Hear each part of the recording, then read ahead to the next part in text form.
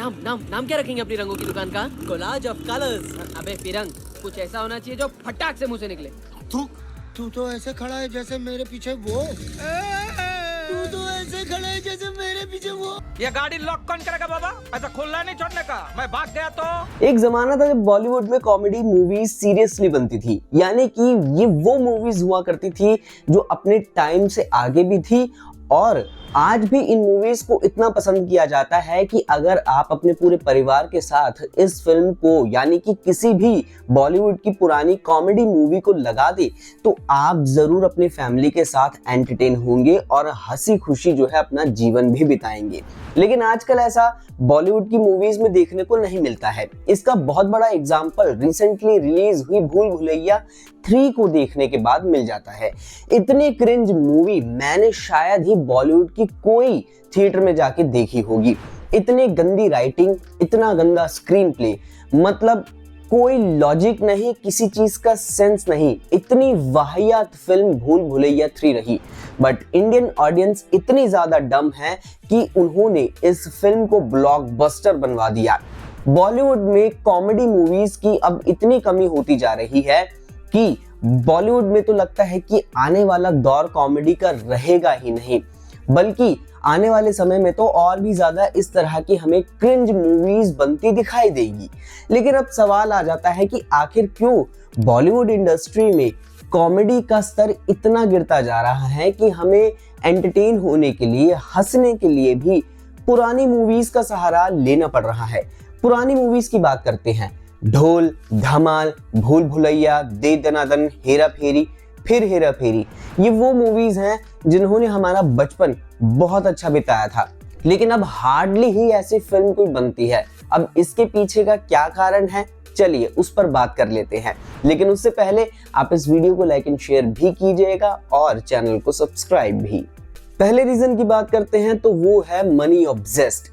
Bollywood industry पैसे को लेकर इतना ज्यादा ऑब्सेस्ड है कि अब वो कॉमेडी छोड़ करके सिर्फ और सिर्फ फ्रेंचाइज मूवीज बना रहे हैं और उसमें ठूस रहे हैं जबरदस्ती की कॉमेडी मूवीज और पैसे कमा रहे हैं। इसका एग्जाम्पल हम हाउसफुल सीरीज, गोलमाल सीरीज और भूल भुलैया सीरीज से देख सकते हैं, जिसमें कॉमेडी और फिल्म का कोई लेना देना है ही नहीं।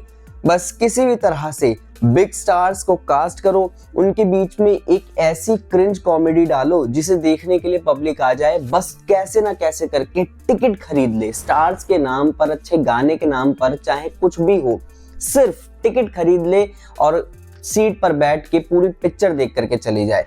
बॉक्स ऑफिस में 200 करोड़ लग जाए, बस उन्हें और कुछ नहीं चाहिए।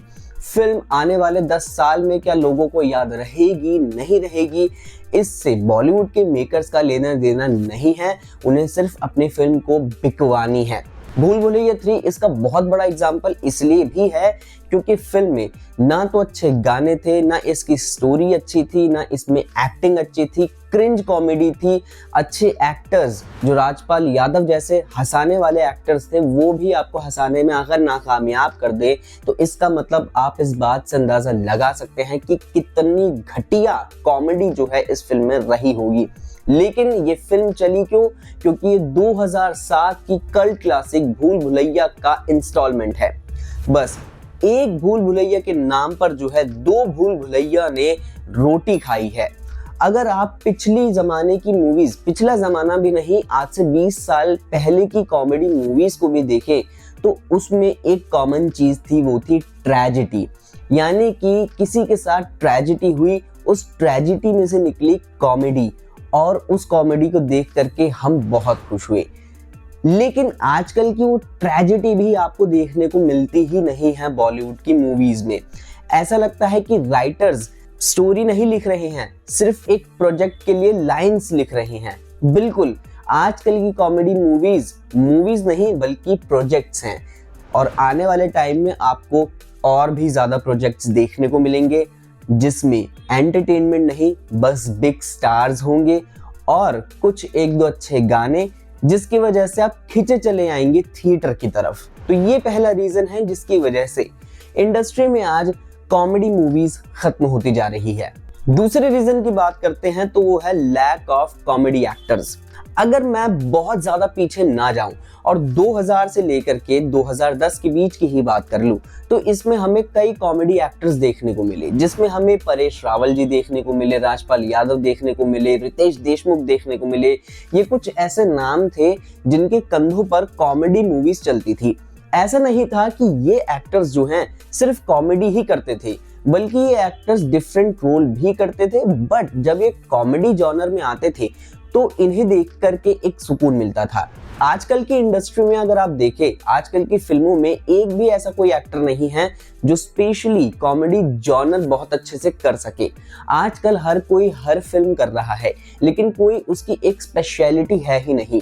यही एक रीजन है कि कॉमेडी मूवीज धीरे धीरे मरती जा रही है, क्योंकि जो एक्टर बहुत अच्छे से कॉमेडी कर सकता है, जिसकी कॉमेडी टाइमिंग बहुत ज्यादा अच्छी है, वो एक्टर तो अब कॉमेडी करते ही नहीं है फिल्मों में, बल्कि उनकी जगह पर गुड लुकिंग एक्टर्स को कास्ट कर लिया जाता है और उनसे ही कह दिया जाता है कि एक दो जोक मार देना, पब्लिक हंस जाएगी, बस बात खत्म हो गई।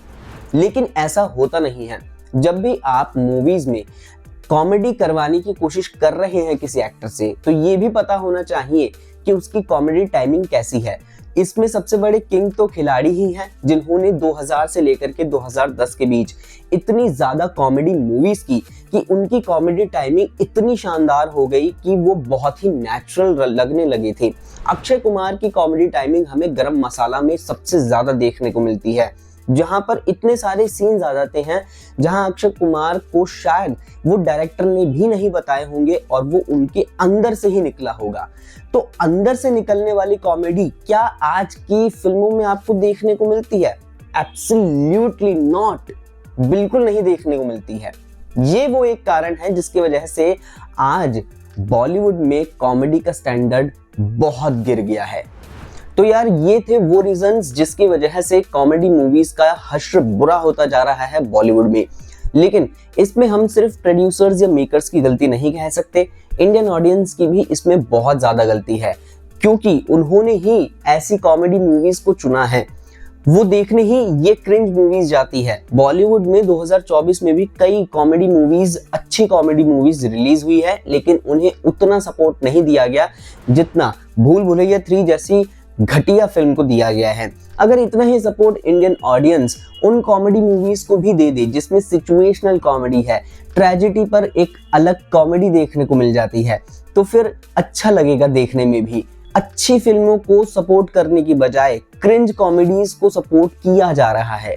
इसलिए मेकर्स, प्रोड्यूसर्स लगातार फ्रेंचाइज पे फ्रेंचाइज, इंस्टॉलमेंट पे इंस्टॉलमेंट बना रहे हैं और वही एक ही घटिया चीज थिएटर में लोगों को दिखा रहे हैं और हम भी उसे देख करके मजे उड़ा रहे हैं। भाई अपने को क्या करना है? सिर्फ पॉपकॉर्न खानी है, कोल्ड ड्रिंक पीनी है, पिक्चर देख के आ जानी है। क्रिएटिविटी वो क्या होता है? वो तो भैया इंडिया में मिलती ही नहीं है, वो मिलेगी आपको विदेशों में। खैर छोड़ो, बहुत ज्यादा बुराई हो गई है। आपको अगर अच्छी फिल्में देखनी है तो भैया 2000 से लेकर के 2010 के बीच में जाइए, बहुत अच्छी कॉमेडी मूवीज देखने को मिलेगी।